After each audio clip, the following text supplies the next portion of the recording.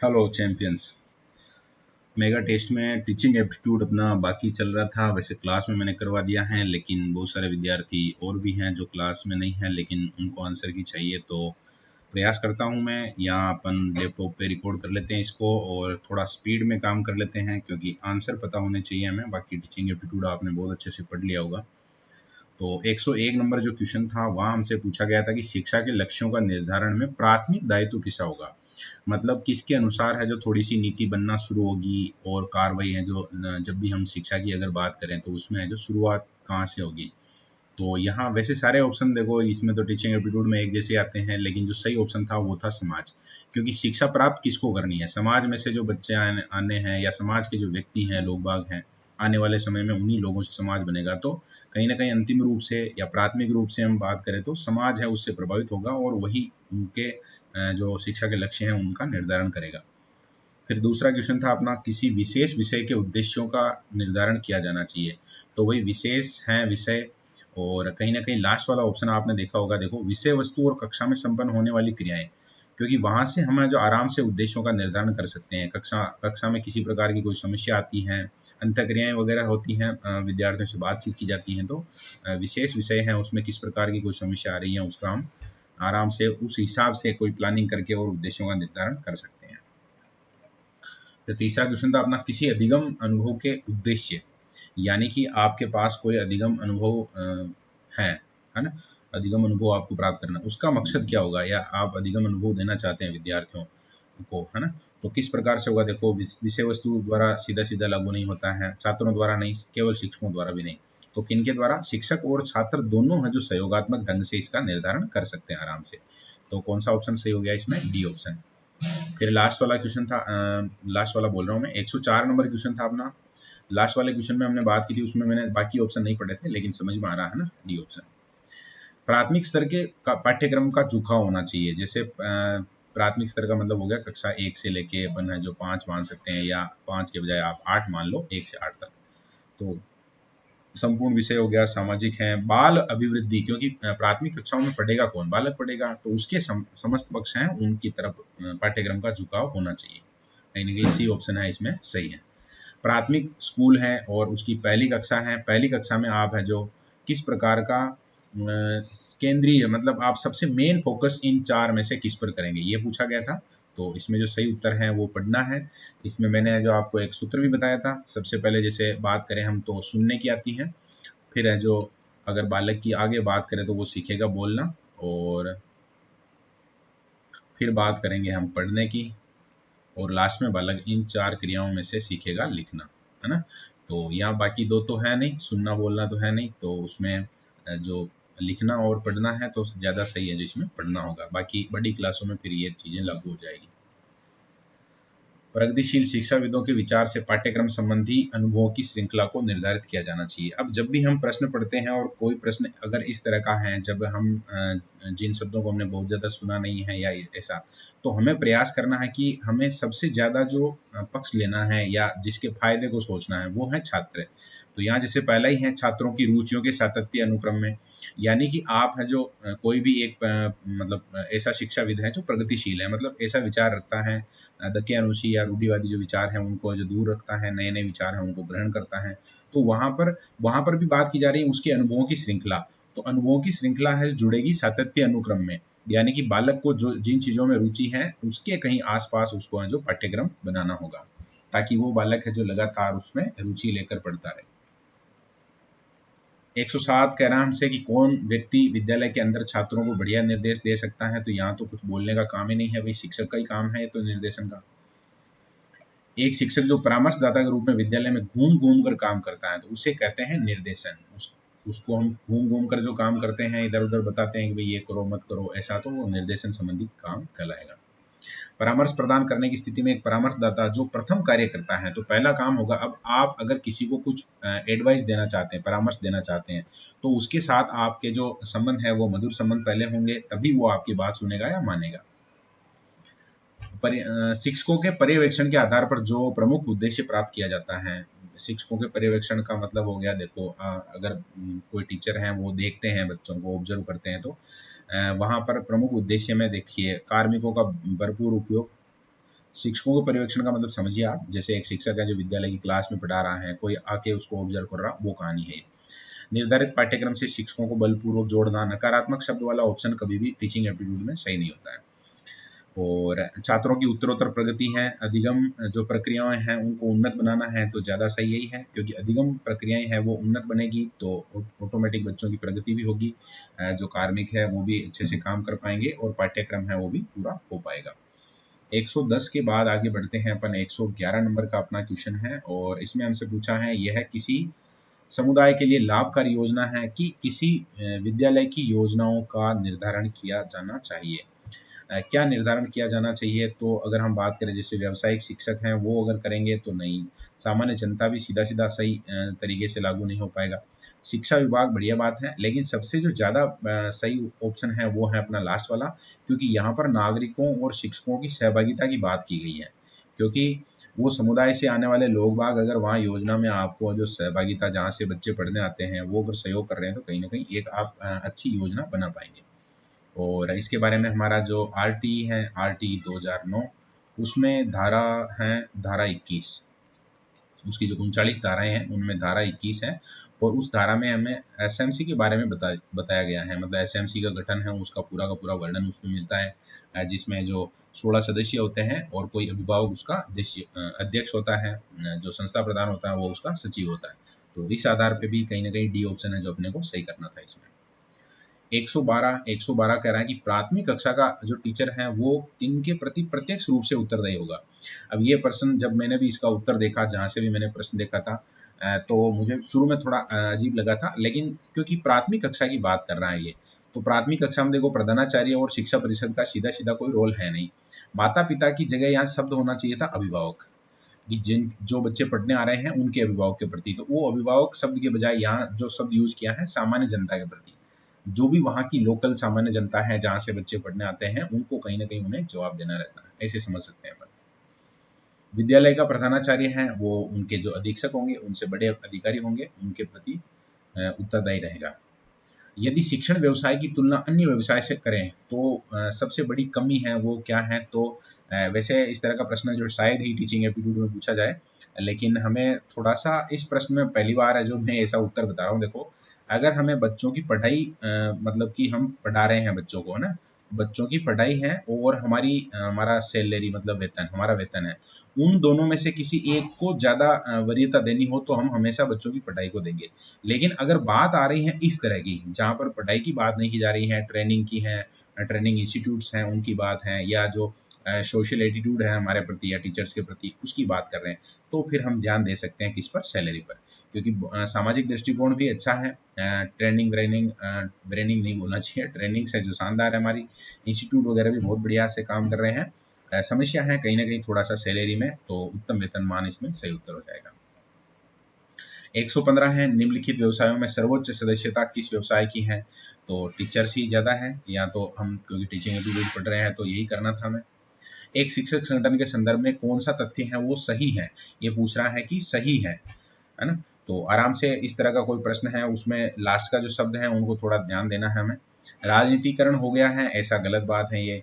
विभेदीकरण भी गलत बात है। सहयोगात्मक रवैया समाप्त हो गया है। सारे के सारे संगठन हैं वो आपस में इतना बढ़िया सहयोग नहीं कर पा रहे हैं, अलग अलग पॉलिटिकल पार्टी से उनके विचार मिलते हैं, इस कारण से वो जो सब लोग मिलके और एक कोई फोकस करके काम नहीं कर पा रहे हैं, तो ये कहीं ना कहीं सही है। बाकी स्थानीय वगैरह हैं ये अगर बात करें तो ये भी नहीं है। निम्नलिखित में से कौन सा कथन एक पाठ योजना निर्माण में न्यूनतम लाभ प्रदान करेगा, देखो शीर्षक का विश्लेषण करेंगे बच्चों को समझ में आएगा, लक्ष्यों पर विचार विमर्श करेंगे बच्चों को फायदा होगा, शिक्षण सामग्री का बढ़िया से यूज करेंगे बहुत अच्छे से बढ़िया रहेगा। अगर आप दोष बताएंगे तो बच्चों का रुचि और कम हो सकती है उस यूनिट में, है ना, तो ज़्यादा बढ़िया है, मतलब इस प्रश्न का उत्तर है वो न्यूनतम लाभ प्रदान करने वाला पॉइंट है वो सी हो जाएगा। यदि एक शिक्षक को एक वृहद पाठ योजना को शीघ्रातिशीघ्र पूरा करने के उद्देश्य से शिक्षण करना है, मतलब आप जो फटाफट से कोई एक यूनिट है उसको कंप्लीट करवाना चाहते हैं, तो उसमें आपको जो कक्षा है उसी को थोड़ा सा एक्टिव रखना पड़ेगा, कक्षा में उत्प्रेरित समूह विवेचन आपको करना पड़ेगा।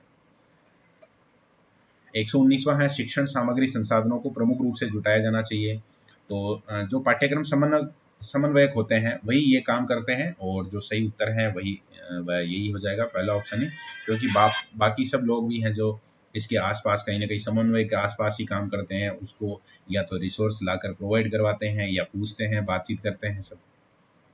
नेक्स्ट है, यह विश्वास के साथ कहा जा सकता है कि भविष्य में किंडरगार्टन विद्यालयों में स्थिति होगी। तो किंडरगार्टन है यानी छोटे बच्चों के लिए जो स्कूल्स हैं वो भी बढ़ेंगे, उनका एनरोलमेंट भी बढ़ेगा। तो उपरोक्त तो दोनों में आपको वृद्धि माननी है। ये जो बी ऑप्शन है आपका सही हो जाएगा, सी ऑप्शन सही हो जाएगा। सामान्य रूप से माध्यमिक विद्यालयों के कालांशों में निम्नलिखित परिवर्तन की संस्तुति की जाती है। देखो ये काफी कंट्रोवर्शियल क्वेश्चन है। 30 और 45 तो फिलहाल में हम लागू मानते हैं, 2 घंटे का कर नहीं सकते, इस कारण यहाँ ज्यादा सही है जो पहला लगेगा। हालांकि ये संस्तुति है जो किस समिति ने की थी इसके बारे में मैंने जानकारी जुटाने की कोशिश की लेकिन मिला नहीं। अगर मिलेगा तो जो मैं कोशिश करूंगा व्हाट्सएप पर आपको बताऊंगा। और इसमें ए हमें सही मानना था। 122 है, आधुनिक समय में दूरदर्शन के प्रोग्रामों से पढ़ने हेतु आप बच्चों को पर्याप्त समय निकालने के लिए क्या करेंगे? तो आपको एक शब्द देखना था यहाँ, हतोत्साहित। बच्चों को आप समझाएंगे कि भाई फालतू के कार्यक्रम आपको नहीं देखने हैं, आपको अगर पढ़ाई करनी है तो कहीं ना कहीं टीवी से या ऐसे जो जहाँ भी आपका काम मतलब एक तरीके से आपका जो समय है वो व्यर्थ हो रहा है, बहुत ज़्यादा आपको उस टाइम को वहाँ आप यूटिलाइज कर रहे हैं तो फ़ायदा नहीं मिलता है उसका, तो उसको हतोत्साहित करना ही ज़्यादा बेटर रहेगा। क्योंकि वहाँ अगर आप टीवी नहीं देख रहे हैं तो आप कुछ भी अच्छा काम पढ़ाई में कर सकते हैं। जैसे आप टीवी नहीं देख रहे हैं तो नोट्स बना सकते हैं अपने या रिवीजन कर सकते हैं। कोई यूनिट आपको बिल्कुल समझ में नहीं आ रही तो उसके लिए यूट्यूब वगैरह पे और कोई क्लास वगैरह देख सकते हैं, ये ज़्यादा सही हो सकता है। निम्नलिखित शिक्षाविदों के अनुसार अनुशासन, आधुनिक शिक्षाविदों के अनुसार अनुशासन से तात्पर्य, अब डिसिप्लिन का मतलब क्या है हमसे ये पूछा गया है। और कोई भी विद्यार्थी हो अब उसको जो डिसिप्लिन शब्द तो जरूरी कक्षा में जो उसने सुना भी होगा। देखो यहाँ पर बात की जा रही है छात्रों में संरचनात्मक व्यवहार है उसको प्रोन्नत करने। संरचनात्मक व्यवहार का मतलब कोई भी बालक है जैसे वो विद्यालय में जितने समय रहता है 6 घंटे, तो बहुत सारी कहानियां हैं जो वहाँ उसके साथ घटित होती हैं। जैसे प्रार्थना सभा में उसको जाना है तो थोड़ा व्यवस्थित होकर जाए, कक्षा में बहुत सी बार है जो टीचर नहीं है तो उसको शांति से बैठना है, ये सारी कहानी है वो कहीं ना कहीं अनुशासन से जुड़ी हुई है। और उसका व्यवहार हम चाहते हैं कि वो जो उन्नति की तरफ जाए। मतलब अगर कोई विद्यार्थी अगर अनुशासित रहता है तो कहीं ना कहीं अंतिम रूप से उसी विद्यार्थी का वहाँ भला होगा, क्योंकि सारे विद्यार्थी अगर अनुशासित हैं तो विद्यालय अच्छा चलेगा। अगर कोई विद्यालय अच्छा चलता है तो फिर वहाँ के बच्चे हैं वो भी ज़्यादा उन्नति करते हैं। विद्यालय में अनुशासन लागू करने का प्राथमिक लक्ष्य, तो यहाँ हम बात कर सकते हैं आराम से। अनुशासन अगर डिसिप्लिन हम जो अप्लाई कर रहे हैं वहाँ पर, तो कहीं ना कहीं जो बालक हैं उसमें स्व निर्देशन की भावना का विकास करना चाहेंगे। सारे के सारे टीचर हैं वो ये चाहेंगे कि बालक है जो खुद से अपने आप में कंट्रोल रखना सीखे। जैसे ज़्यादा समस्या क्या आती है कि बालक है जो हल्ला कर रहे हैं या कुछ ऐसा, तो बालक खुद समझे कि हल्ला करूंगा अगर मैं तो कहीं ना कहीं मेरी पूरी क्लास डिस्टर्ब होगी और मैं भी डिस्टर्ब होऊंगा, आगे पढ़ाई है वो खराब हो सकती है। अनुशासन का अंतिम उद्देश्य क्या मान सकते हैं अपन, तो ये भी बहुत बढ़िया। अनुशासन के देखो जिस टॉपिक से मैंने लिए हैं 2-3 प्रश्न लिए हैं ताकि वो एक कॉन्सेप्ट टाइप आपके माइंड में जाए। कहीं ना कहीं आप जो आपस में 2-3 क्वेश्चन है उनकी तुलना करके और उस एक टॉपिक को ही डिकोड करने का प्रयास करें अपने दिमाग में। तो ये भी एक शानदार प्रश्न था। इसमें हम बात कर सकते हैं, देखो यहाँ जो बी वाला ऑप्शन है ये कह रहा है कि छात्रों के लिए कक्षा अध्ययन हेतु उपयुक्त वातावरण तैयार करना। क्योंकि अंतिम रूप से हम क्या चाहते हैं, बच्चों को पढ़ाना चाहते हैं, बस जो कक्षा में पढ़ाना चाहते हैं उसके लिए अगर बच्चे हैं जो अगर डिसिप्लिन में है तो वातावरण अच्छा होगा, और वातावरण अच्छा होगा तो ऑटोमेटिक पढ़ाई अच्छी हो जाएगी। अभी 126 हमसे पूछा था, इसमें पूछा था कि उचित आवश्यकता संतुष्टि पूर्ण व्यवहार है उसको जन्म नहीं देता, नहीं शब्द यूज किया है इन्होंने। तो देखो ज्यादा जो सही शब्द है उचित तत्परता है वो तो फायदा करेगी। आंतरिक शक्तियां कहीं ना कहीं व्यक्ति के लिए बहुत अच्छी होती हैं। उचित बाह्य स्थिति भी ठीक है, केवल बाह्य उद्दीपन है वो यहाँ पर पूर्ण व्यवहार को जन्म नहीं देगा। क्योंकि पूर्ण व्यवहार है कहीं ना कहीं संतुष्टिपूर्ण व्यवहार है वो है जो कहीं ना कहीं आंतरिक थोड़ा सा जुड़ा हुआ रहता है उद्दीपन से। एक बालक भूख संबंधी इच्छा की संतुष्टि के लिए किस प्रकार का भोजन ग्रहण करना पसंद करेगा, जहां से उसको जो सेटिस्फेक्शन मिलता है। कहीं ना कहीं कहानी है जो संतुष्टि संबंधी गुणों पर निर्भर करती है। तो इसमें जो ऑप्शन है अपना लास्ट वाला, बालक के प्रेरक संतुष्टि संबंधी गुण, मतलब उसको जो संतुष्टि मिल रही है कि हाँ भाई ठीक है। ये जीवन में प्रेरकों के द्वारा निम्नलिखित में से कौन से कार्य पूर्ण रूपेण निष्पादित किए जाते हैं। कहीं ना कहीं प्रेरक हैं उनका अंतिम रूप से वहाँ कहीं ना कहीं फर्क पड़ता है। निष्पादन निष्पादन का मतलब होता है जैसे आपने कोई काम शुरू किया है और उसको आपने खत्म किया है, या फिर कोई आप जैसे पाठ पढ़ते हैं तो उस पाठ में से कितनी चीजें हैं जो आपको याद रही हैं या समझ में आई हैं। तो कहीं ना कहीं ये प्राणी को जो कैसा बनाती है, लक्ष्योन्मुखी बनाती है, लक्ष्य की तरफ उन्मुख होकर काम करने का जो है जज्बा जगाती है, प्रेरक जो चीजें होती हैं। आधुनिक शैक्षिक दृष्टिकोण से अधिगम अनुभव की सफलता निर्भर करती है, किस पर निर्भर करती है, तो भाई बच्चा कितना तत्पर है, पहला ही ऑप्शन इसमें सही हो जाएगा, सीखने वाले छात्र की तत्परता पर। अगला प्रश्न है, छात्रों को वाचन संबंधी परीक्षण देने के पश्चात हम प्रमुख रूप से मूल्यांकन कर सकते हैं, किस बात का मूल्यांकन कर सकते हैं, तो कहीं ना कहीं बालक की बात की जा रही है, देखो वाचन की, है ना। तो दूसरा जो ऑप्शन है उसमें वाचन की बात की गई है, बालक की वाचन अभिक्षमताओं का, इन्हीं का मूल्यांकन हम अगर वाचन संबंधी परीक्षण दिया है हमने उनको, तो उसके बाद ये कहानी जुड़ जाएगी साथ में। अगला 131 है, यहाँ बात की है, किसी शैक्षिक कार्य के संदर्भ में सर्वाधिक उपयुक्त तत्परता का मापक है, तो वो मानसिक आयु होता है। हमेशा ही हम जो इस शब्द को आराम से समझ सकते हैं, मानसिक आयु का मतलब मैंने जो समझाने का प्रयास किया था वैसे सारे विद्यार्थी जानते हैं। जैसे कोई विद्यार्थी है उसकी उम्र वास्तव में 10 साल है, लेकिन 12 साल का बच्चा जिन प्रश्नों को हल कर सकता है उनको वो हल कर लेता है अगर, तो फिर वो वास्तव में 10 साल का है, लेकिन उसकी मानसिक आयु हम कितनी मानेंगे, 12 वर्ष मानेंगे। कक्षा को एक नया पाठ पढ़ाने से पूर्व बालक के पूर्व ज्ञान का परीक्षण करना क्या है, तो कहीं ना कहीं प्रारंभ बिंदु की तरह उसका उपयोग हम कर सकते हैं। इससे बच्चे हैं जो जल्दी जुड़ते हैं, वो यूनिट है वो जल्दी समझ में आती है उनको। किसी विशेष विषय में छात्र की तत्परता किस पर निर्भर करेगी, तो इस तरह का जब भी प्रश्न आए, जैसे यहाँ पर एकदम सामान्य सा उत्तर हो सकता है, हम जो बिल्कुल बिना विचारे हैं जो उत्तर दे सकते हैं, लेकिन हमने जहाँ से ये प्रश्न देखा है वहाँ पर जो भी लेखक हैं उन्होंने इसमें जो बहुत अलग लेवल पर बात की है। देखो, छात्र की मनोदैहिक परिपक्वता, सामान्य ज्ञान, आत्म प्रत्यय और प्रेरणा, इन तीनों को है उसने तत्परता से अलग माना है। क्योंकि तत्परता, जैसे तत्परता का मतलब आप समझ सकते हैं, बहुत सारी है जो कहानियां हम सुनते रहते हैं। जैसे एक आपने वो कहानी सुनी होगी एक घोड़े वाली, कि आप है जो घोड़े को पानी का जो भी सोर्स है, मतलब तालाब वगैरह है वहाँ ले जा सकते हैं, लेकिन घोड़ा पानी पिए या नहीं पिए ये आपके ऊपर डिपेंड नहीं है, ये सीधा सीधा केवल घोड़े के ऊपर डिपेंड है कि वो पानी पिए या नहीं पिए। पढ़ाई में भी बहुत सी बार हो सकता है कि आप है जो बढ़िया रिसोर्स अवेलेबल करवा दोगे, बढ़िया जो किताबें वगैरह संसाधन उनको बच्चों को दे दोगे, या क्लास में आप बहुत अच्छे से पढ़ा रहे हो, लेकिन बच्चा खुद है वो कहीं अगर उसके मन में नहीं है पढ़ने का, तो फिर वो तत्परता है जो नहीं रहेगी उस लेवल की, है ना। तो इसके ऊपर हमें जो रिसर्च इतना अभी तक मिला नहीं है, मतलब रिसर्च कह सकते हैं अपन की, जितने साइकोलॉजिस्ट वगैरह उन्होंने काम किया है तो वो भी किसी एक फाइनल डिसीजन पर नहीं पहुंच सके हैं। और हमारे पास भी जो लास्ट ऑप्शन है वो उसमें लिख दिया है कि उपयुक्त में से किसी पर नहीं, तो हम तत्परता को यहाँ पर, क्योंकि विशेष विषय की बात की जा रही है तो ऐसा कोई फर्क नहीं पड़ता मनोदैहिक परिपक्वता या जनरल नॉलेज का, तो डी ऑप्शन इसमें हमें सही मानना है। थोड़ा सा विशेष हो गया है ये प्रश्न, तो आपको स्पेशल ध्यान रखना है इसका। विद्यालय में प्रवेश लेने वाले बालक परस्पर निम्न व्यवहार प्रदर्शित करते हैं, तो बहुत सारे बच्चे हैं जो किस प्रकार का, तो ज़्यादा फ्रेंडशिप रहेगी, मतलब बहुत ही एकदम गैंग एज भी कहते हैं हम, क्योंकि शुरुआती दौर में जो मित्रता और प्रतिरोधी व्यवहार है वो कैसा रहेगा, तो लेस रहेगा, कम रहेगा। वे विद्यालयी बालक जो या तो अत्यधिक मित्र बनाते हैं या उदासीन प्रकृति के होते हैं, तो ये भी काफी शानदार प्रश्न है। यहाँ सामान्य से, क्योंकि बालक अगर अत्यधिक मित्र बनाते हैं या उदासीन प्रकृति के होते हैं तो वे सामान्य से ज्यादा ही मित्र बनाएंगे, और स्वभाव कैसा होगा, तो ज्यादा मित्र बना रहे हैं तो निश्चित रूप से कम प्रतिरोधी स्वभाव उनका हो सकता है।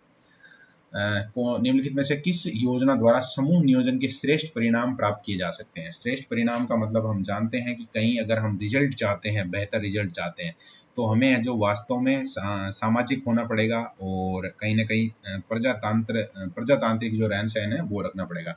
प्रजातांत्रिक रहन सहन का मतलब ये है कि हम किसी और का नुकसान नहीं करें, अपने फायदे के लिए, अपने हित के लिए, जो किसी और का हित नहीं करें, यानी कि सबको जो समान अधिकार रहे, तो उसको हम प्रजातांत्रिक कह सकते हैं। और वही है जो कहीं ना कहीं हमें समूह नियोजन के श्रेष्ठ परिणाम है जो प्रदान कर सकता है।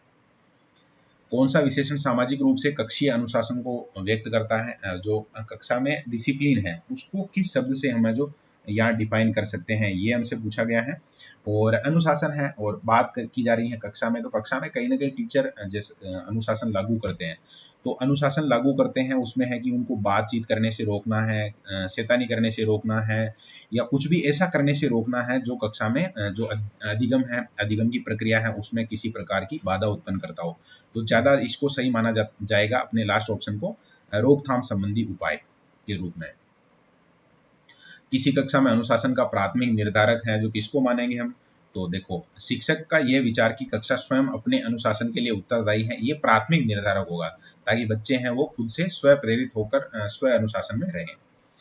यदि एक समूह अपने नेता के बताए मार्ग का आदेशों का अनुसरण करना बंद कर दे, तो नेता ऑटोमेटिक वहां पर है जो उस पद से अलग हुआ माना जाएगा, यानी ए ऑप्शन है वो हमें सही मानना पड़ेगा। नेता तो ढीठ हो सकते हैं, वो स्वयं नहीं हटेंगे, लेकिन ज्यादा सही है कि जनता अगर नहीं मान रही है तो उसको हम है जो हटा हुआ मान लेंगे। नेतृत्व एक विशेष प्रक्रिया का नाम है जिसके लिए श्रेष्ठ शब्द हो सकते हैं। तो एक तो हो सकता है प्रभुत्व, क्योंकि वो तो सभी में है। अधीनता, दबावग्रस्तता, विवशता, ये नकारात्मक शब्द हैं, ज्यादा सही है अनुगमन। अगर कोई नेता है वो प्रभुत्व रखता है अपना, और लोग बाग हैं उनको लगता है कि इसके नेतृत्व में हम जो ज़्यादा श्रेष्ठ जीवन जी सकते हैं, ज़्यादा बेहतर रिजल्ट प्राप्त कर सकते हैं, तो कहीं ना कहीं लोग उसका अनुगमन करेंगे। नेतृत्व एक ऐसी प्रक्रिया है जो निर्दिष्ट करती है, कहीं ना कहीं लगातार वो लोग बाग हैं आपस में जुड़ते हैं नेतृत्व के कारण। लेकिन नेतृत्व एक प्रोसेस के रूप में अगर मानेंगे तो कहीं ना कहीं नेता और उसका जो जिसका वो नेतृत्व कर रहा है उस समूह है उनके बीच की जो प्रक्रियाएं हैं, अंतः क्रियाएं हैं, वो नेतृत्व शब्द को डिफाइन कर सकती हैं आराम से। तो पहला ऑप्शन है वो, जैसे द्वंद्व है, नेगेटिव शब्द है, मालिक नौकर कभी भी नेतृत्व में लागू नहीं होता है, चापलूसी नकारात्मक शब्द है तो ये लागू नहीं होगा। अब अंतः प्रक्रिया में क्या चीजें आएगी, जैसे समूह को किसी प्रकार की सलाह चाहिए या किसी प्रकार का कोई काम करना है, उन्हें समझ में नहीं आ रहा है कि हमें क्या करना चाहिए, तो वो नेता से बात करेंगे कि भाई हम क्या कर सकते हैं। फिर नेता उनको कहीं ना कहीं जांच करके और सलाह देंगे कि भाई आप ये काम करेंगे तो ज्यादा बेहतर है, हम सब मिलकर ये काम कर सकते हैं। एक श्रेष्ठ नेता में सर्वव्यापक गुण होता है। जैसे एक लीडर है और वो जो श्रेष्ठ है, अब उसमें सबसे बढ़िया सर्वश्रेष्ठ जो सर्वव्यापक जो गुण होना चाहिए वो कौन सा होगा, ये पूछा गया है। तो देखो, एक प्रतिष्ठित समूह के आदर्शों का प्रतिबिंब, मतलब उनका जो ग्रुप है वो ग्रुप जिस आदर्श को लेकर चल रहा है उस आदर्श को अगर हम देखना चाहें तो वो लीडर में नजर आना चाहिए। एक तरीके से दर्पण जिसमें प्रतिबिंब हम बात करते हैं, वो दर्पण की तरह उस नेता में नजर आने चाहिए सारे के सारे जो हम चाहते हैं वो वाले गुण, यानी कि डी ऑप्शन इसमें हम सही मानेंगे। फिर 143 है, वो प्रश्न हमसे पूछा गया था और इसमें हमसे पूछा गया है कि लड़के लड़कियों में लज्जा एवं शर्म की प्रवृत्ति है वो स्वाभाविक रूप से है जो उत्तर बाल्यावस्था में, मतलब बाल्यावस्था जब खत्म हो रही है होती है उस समय है जो स्वाभाविक रूप से ये चीजें जो आती है। किंतु यदि यह उत्तर किशोरावस्था तक वैसी बनी हुई है तो इसका परिणाम है जो कहीं ना कहीं नेगेटिव होता है। और इसका जो उत्तर हम देंगे इसमें आंसर में, देखो डी वाले ऑप्शन में नेगेटिव शब्द मिला है। यहाँ देखो, बालकों में नकारात्मक आत्म प्रत्यय है उसका विकास हो जाएगा। आत्म प्रत्यय का मतलब है अपने खुद के बारे में कुछ धारणाएं जो बालक बनाता है उसको हम आत्म प्रत्यय कहते हैं। तो वो किस प्रकार का बनेगा, नेगेटिव बनेगा। अब नेगेटिव बनेगा इट मीन्स समझ सकते हैं आप, जैसे एक बहुत बढ़िया विद्यार्थी है वो जो प्रॉपर वे में बातचीत कर सकता है, सकारात्मक विचार हैं, तो वो हमेशा ये सोचेगा कि मैं जिस परीक्षा की तैयारी कर रहा हूँ उसमें मेरा सिलेक्शन होगा, अगर नहीं होगा तो कोई बात नहीं, अगली बार मैं जो पूरी जी जान से जो तैयारी करूंगा और मेरा चयन हो जाएगा। या और भी जो भी उसको लक्ष्य हैं जो दिए जाते हैं उसमें बेहतर काम कर पाता है। लेकिन नेगेटिव अगर आत्म प्रत्यय बनाया तो वो बालक हर जगह ऐसे सोचेगा कि मैं जो अच्छा नहीं दिखता हूँ, मैं जो खराब हूँ, मेरी बातचीत करने की स्टाइल है वो अच्छी नहीं है, लोग मुझे पसंद नहीं करते हैं, मैं जो असफल हो जाऊंगा, वो नकारात्मक आत्म प्रत्यय कहलाएंगे। तो कहीं ना कहीं ये प्रश्न भी थोड़ा सा समझ के ऊपर डिपेंड था। अगर विद्यार्थी है जो थोड़ा समझने का प्रयास करेगा तो ऐसा कोई प्रश्न उसका परीक्षा में गलत नहीं हो सकता। आगे 144 है, जब कुछ बालक अपने आप आपको अपने ऊपर कक्षा में अतिरिक्त रूप से आश्रित लगते हैं। कुछ बच्चों में ये समस्या होती है, तो उसको हमें जो नकारात्मक तो है, देखो प्रश्न नकारात्मक है तो उत्तर देना पड़ेगा हमें। मानसिक रूप से उनको हम मान सकते हैं कि वो बच्चे हैं जो अभी परिपक्व नहीं हुए हैं। बहुत सारे बच्चों में ये समस्या होती है, परिवार पर या जो जो भी ऐसे स्कूल है तो टीचर्स पर बहुत ज़्यादा डिपेंडेंट होते हैं, उनको हमें जो मानसिक रूप से अपरिपक्व कह सकते हैं। संप्रेषण प्रक्रिया के प्रमुख अवरोधी तत्व हैं। अब संप्रेषण का मतलब हम जानते हैं, संप्रेषण का मतलब कोई व्यक्ति है, कोई दो व्यक्ति हैं, उनकी आपस में जो बातचीत है वो संप्रेषण प्रक्रिया कहलाती है। तो बीच में अवरोध किस कारण से आ सकता है, तो व्यक्तिगत संवेदी अंगों की विकृति, क्योंकि कहीं ना कहीं सीधा सीधा जो संप्रेषण है वो जुड़ा हुआ है, आंखें हैं, कान हैं, मुंह है, ये सारी चीजें अगर यहाँ विकृति है तो फिर वो प्रॉपर बोल नहीं पाएगा, प्रॉपर सुन नहीं पाएगा, प्रॉपर देख नहीं पाएगा, तो महसूस नहीं कर पाएगा और फिर जो संप्रेषण प्रक्रिया अधूरी रह जाएगी। 146 में हमसे पूछा था, मनुष्य स्वयं संप्रेषण को सर्वाधिक प्रभावित करता है, जबकि उसकी मनुष्य स्वयं है वो संप्रेषण को सर्वाधिक प्रभावित करता है। मतलब खुद से कौन सी ऐसी चीज है जो कहीं ना कहीं उसके आपस में बातचीत है उसको इफेक्ट करेगी। तो अगर जैसे बोलने में किसी व्यक्ति की समस्या है, किसी व्यक्ति की जो भाषा है वो विकृत है, मतलब टूटी फूटी है, खराब है, सही तरीके से सामने वाले को बात समझ में नहीं आती उसमें, तो फिर वो संप्रेषण को सर्वाधिक प्रभावित करेगा, भाषा में विकृति। 147 में हमसे पूछा है, एक व्यक्ति में प्रभावी श्रवण है जो वो किस परिस्थिति में समाप्त हो जाता है। मतलब आप है जो बहुत अच्छे से उसको सुन नहीं पाएंगे। तो अगर आपकी जो पर्सनालिटी है वो बाधक है, कहीं ना कहीं आपको कानों में समस्या है या इस तरह की कोई समस्या है, तो आप जो किसी भी बात को जो प्रभावी रूप से सुन नहीं पाएंगे, यानी बाधक व्यक्तित्व है, वो सही हो जाएगा। बाकी ऑप्शन भी देखो, इसमें उत्तेजक भाषा है, शाब्दिक संघर्ष है, प्रेरक पक्ष है, लेकिन कहीं ना कहीं खुद व्यक्ति अगर टेक्निकली फॉल्ट है उसमें, तो फिर वो ज़्यादा इसमें सही हो जाएगा। 148 प्रश्न हमसे पूछ रहा है। 148 में हमसे पूछा है कि आप जो प्रौढ़ शिक्षा है उसको असफल माना है इन्होंने, और इसकी असफलता का प्रमुख कारण यह है कि ठीक व्यक्तियों द्वारा संचालित नहीं है। आप इसके सफल संचालन के लिए इसको किन के हाथों में देना चाहेंगे? तो इसके बारे में हमने जो क्लास में थोड़ी एक स्पेशल बात की थी, सबको याद आ रहा होगा। अभी अभी फिलहाल हम बहुत ज़्यादा इधर उधर की बात नहीं करके सीधी बात करते हैं। देखो, हर शिक्षित व्यक्ति प्रयास करे अगर कि जो भी उसके आसपास में प्रौढ़ हैं, अगर उसको खाली टाइम मिलता है वो उनकी मदद करता है, तो कहीं ना कहीं ये है जो हर शिक्षित व्यक्ति हैं वो प्रयास करेगा तो प्रौढ़ शिक्षा है वो सफल हो जाएगी। तो लास्ट वाला ऑप्शन हमें सही करना था इसमें। 149 क्वेश्चन, मतलब सेकंड लास्ट क्वेश्चन अपना इस क्लास का। आप जिस संस्था में कार्यरत हैं वहाँ विभिन्न जाति वाले शिक्षक हैं, तो आप जो किस प्रकार के शिक्षक को मित्र बनाएंगे। देखो, जाति की बात की है प्रश्न में, इस कारण से हमें डी वाला सही करना पड़ेगा, क्योंकि जाति का मित्रता से कोई सीधा संबंध नहीं होता है, केवल जो योग्य है। हाँ, ये ध्यान रखना, जाति का है, आपकी जाति का है, लेकिन अगर वो योग्य नहीं है तो फिर आप उसको दूर रख सकते हैं, लेकिन जाति का आपको कोई ध्यान नहीं देना है। जब योग्य है कोई भी शिक्षक तो उससे आप मित्रता रखेंगे। शिक्षा के क्षेत्र में रोज अनुसंधान हो रहे हैं, एक शिक्षक को इन अनुसंधानों के प्रति है जो क्या दृष्टिकोण रखना चाहिए। तो अगर आप जिस फील्ड में काम कर रहे हैं, जिस क्षेत्र के अनुसंधान की आपको आवश्यकता है, आपको निश्चित रूप से उसका विस्तृत ज्ञान है जो प्राप्त करना चाहिए, यानी ऑप्शन कौन सा सही हो गया? बी।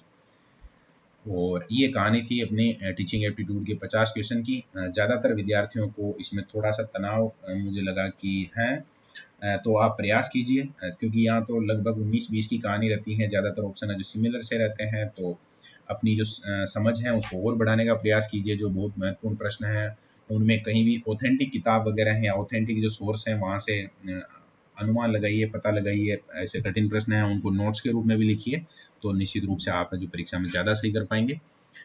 और यहाँ तक आपने क्लास देखी होगी निश्चित रूप से, तो आपका धन्यवाद। अपनी पढ़ाई है उसको जारी रखिए बढ़िया से।